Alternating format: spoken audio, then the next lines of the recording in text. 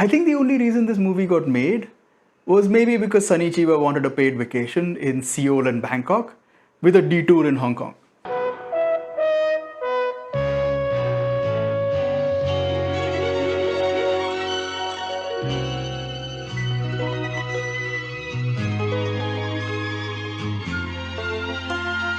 Tokyo Seoul Bangkok Drug Triangle is a Japanese crime movie from 1973.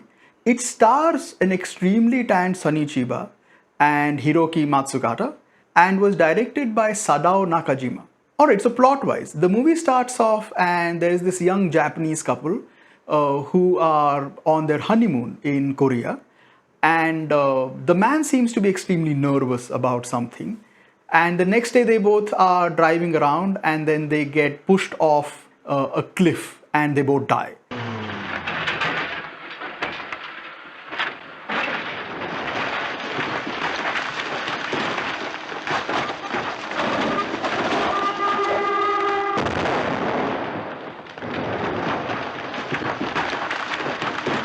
Then we cut to Sonny Chiba's character, who's named Wada, and he's a truck driver.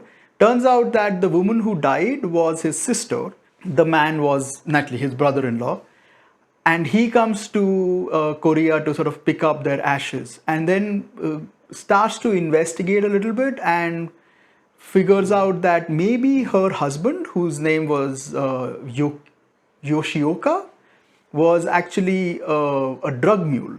So that's probably the reason why they both got killed. And then the rest of the movie is sort of him investigating and figuring out who killed them, and he wants revenge. And that sort of gets him sort of entangled in this huge drug trade that is going on. どうだね、和田さん。白皮になってくれたかね。何をだよ。とぼけちゃいけない。あんた俺たちのこといろいろ嗅ぎ回ってるそうだが。So the movie is okay, like at best. Like the first 30 minutes is fine, when Wada sort of shows up and he's sort of doing a bit of his investigation, trying to figure out what is going on. And then you get like this one twist at the end of like the 35-minute mark, which is a nice enough twist because you find out that I'm spoiling the movie because it doesn't matter. It's not really that worth it, like watching this one.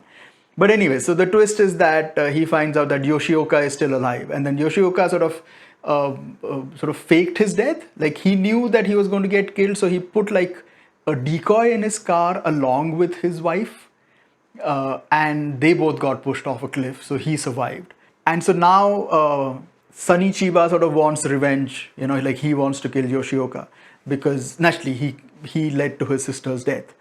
The problem is that after the 30-minute mark, the film sort of stops making sense because like at the end of the 30-minute mark, when he finds out that his brother-in-law is still alive, and he says like, come and meet me somewhere. So they decide to meet in a park, but then Yoshioka doesn't show up. Like he shows up, but then he leaves, and they sort of cross each other on like these cable cars.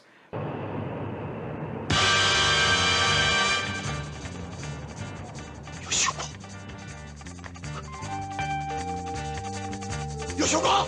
約束が違う! Yoshioka! 止めろ! 止めてくれ! Yoshioka!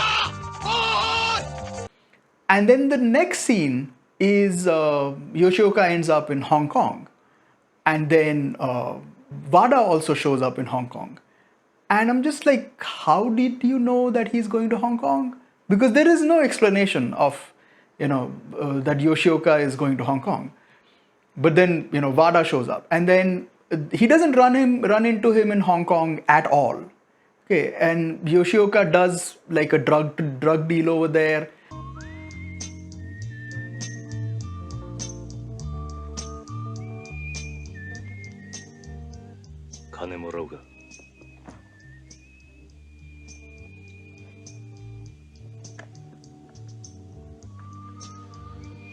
And then he moves on to Bangkok, and then Wada also shows up in Bangkok. And I'm still asking the same question, like, how did you know that he was going to Bangkok? So the film just completely stops, caring about any kind of internal logic. It's just that wherever Yoshioka goes, like, Wada is just going to show up. And like there is a point where in Hong Kong he does meet up with this old man. Like turns out that his sister used to be a prostitute, and this old man was one of her clients. Like he used to like her, so he says, "I'll help you out." But there is no scene where he's like, "Oh, we've tracked down Yoshioka and he's going to go to Bangkok, so you kind of go after him." There's nothing like that. So it's all just like, how is he being helped out? Like what is going on, like none of it really makes sense. The bigger issue also is that for a Sonny Chiba movie, it doesn't really have enough action. Like there are like two fight scenes that happen,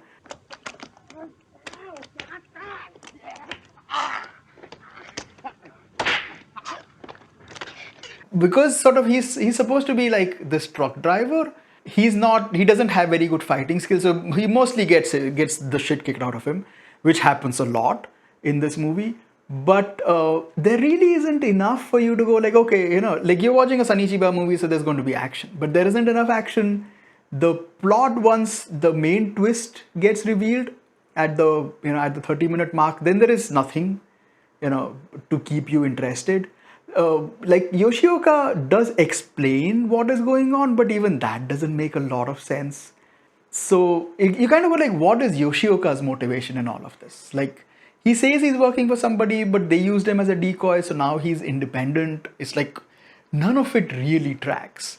So yeah, like overall, it's okay. Like the good thing is that Hiroki Matsukata is a good actor. Like he was there in Hokiruki Proxy War, which is of course like about 5-6 years after this.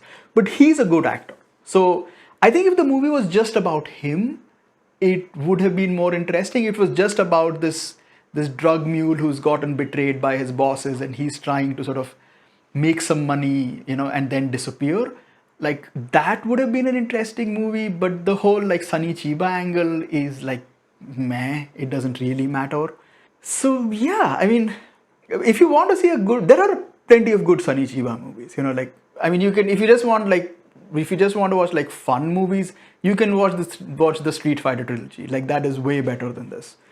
But overall, like it's okay. Like they do shoot all over the place. Like they've shot in Seoul, and they shoot in Hong Kong and Thailand, and it's fine. Like I think it sort of reminds me of like back in the day in like 70s and 60s. Like even we used to get Indian movies like that, where it was just like, oh, the heroes are going to go to like different countries, so you get to see different countries. Like there was like Love in Tokyo and Evening in Paris, and like stuff like that. This sort of feels like that, but with like no love involved. It's a crime movie.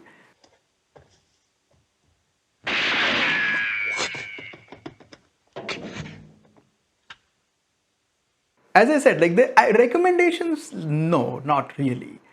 Like unless you're on like a Sunny Chiba binge and you want to watch like, oh, I want to watch all Sunny Chiba movies, I guess so. But no, there are better Sunny Chiba movies to watch.